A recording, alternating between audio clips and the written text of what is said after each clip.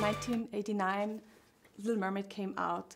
And did Howard Ashman and you, did you feel back then that a new era is starting right now? Well, yes, and just think about the poignancy of the emotion that Howard realized a new era was beginning and his life was ending. He was, literally at the Oscars for Little Mermaid, he said to me, "I'm so happy. Wonderful night. I'm glad. Oh, we won, and you're taken care of." And he said, "When we get back, we have to have a serious talk." What? Tell me. And we get back, and he tells me. And he didn't live to see Beauty and the Beast. We finished it. He didn't live to see it. So there's a lot of poignancy in that. And yes, it was a new era.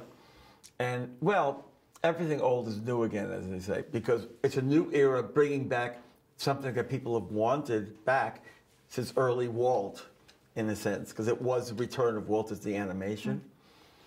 It also was the return of original musical to film, so that was obviously a very big deal.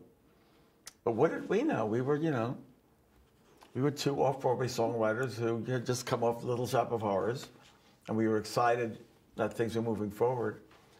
And I got to move forward. Howard didn't, but yeah, we were very well aware that it was very special. He was really a great. Oh, he was amazing, amazing, and he brought. And all the specifics of the lyric and the emotion of them, they're so of the moment, so contemporary, so feeling, and so human. It's, amazing. I love the new songs from The Little Mermaid 23. And Uncharted Waters was incredible for me, like really. And The Scuttlebutt didn't sound like you. So how was the collaboration with Lin-Manuel Miranda? Well, I gave him a little, sort of lilting Caribbean tune. Yeah. And then he sort of did a rap that bounced off the top of it. And I love that.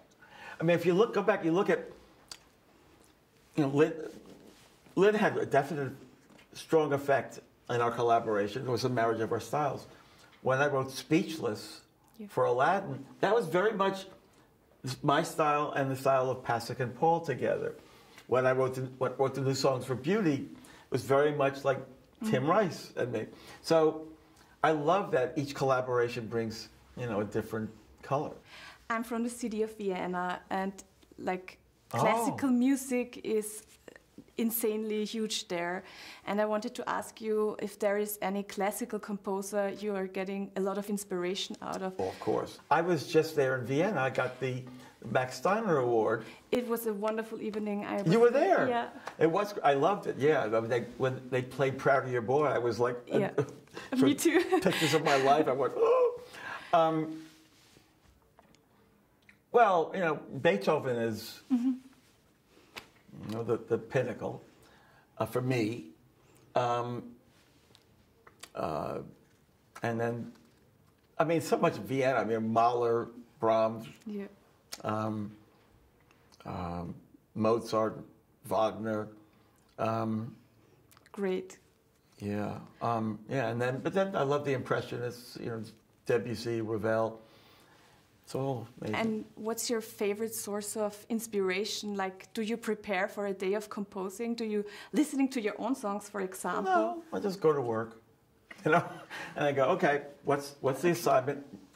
All right, what's the moment? What's the character? What part of the story are we in? Where does the song start? Why would this character start singing at this moment?